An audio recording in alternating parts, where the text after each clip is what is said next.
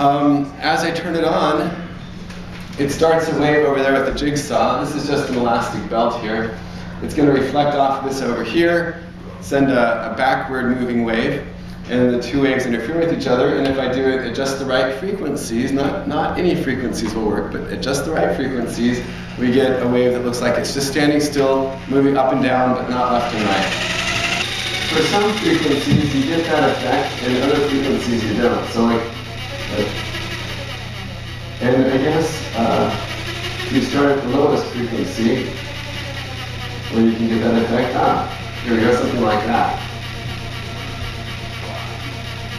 And if you turn up the frequency a little bit more,